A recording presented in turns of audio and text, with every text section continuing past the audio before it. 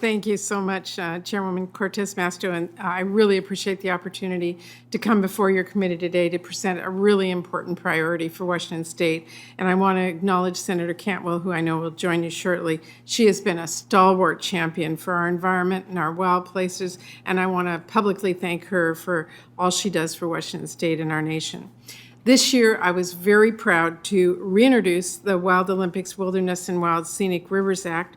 This is a bicameral bill that will permanently protect more than 126,500 acres of the Olympic National Forest as wilderness, and 19 rivers and their major tributaries, a total of 464 river miles as wild and scenic rivers. This proposal is the product of years of collaboration with local stakeholders and a shared commitment to preserve the precious natural features and resources of our prized Olympic Peninsula. I encourage the members of this committee to come to Washington State and visit. You will see our pristine forests and rivers for yourself, and you will understand why this bill matters. This legislation will set aside the first new wilderness on the Olympic National Forest in nearly 3 decades, and the first ever protected wild and scenic rivers on the Olympic Peninsula.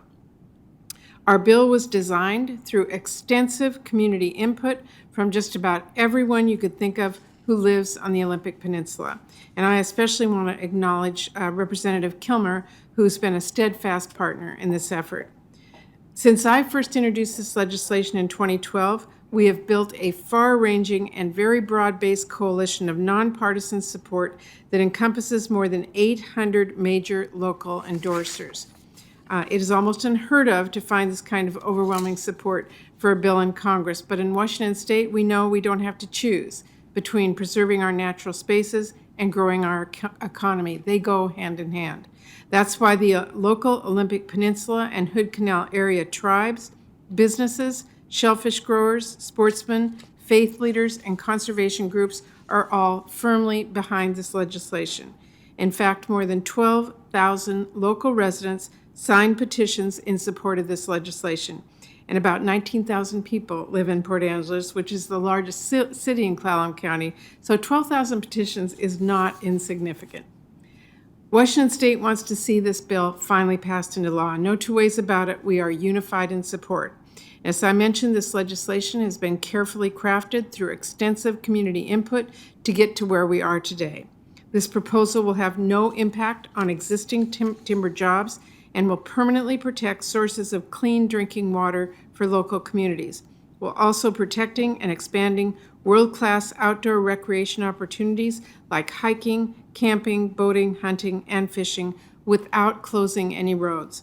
In particular, this bill would protect critical salmon habitat, which is especially important to our local tribes.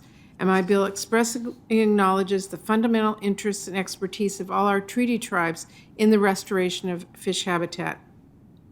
If we want to save the salmon in the Pacific Northwest, we have to protect what habitat remains while we restore previously degraded habitat conditions. My Wild Olympics legislation would permanently protect some of the healthiest intact salmon habitat left on the peninsula, while allowing for tribes and their partners to continue important habitat restoration work. Saving our salmon is a critical priority for me and so many others, and if we want to get it done, passing Wild Olympics is an important piece of this puzzle.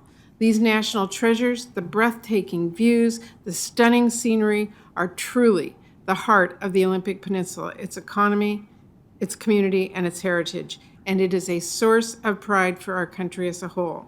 Wild Olympics has brought Washington State families and communities from all walks of life together to protect beautiful outdoor spaces that we all love.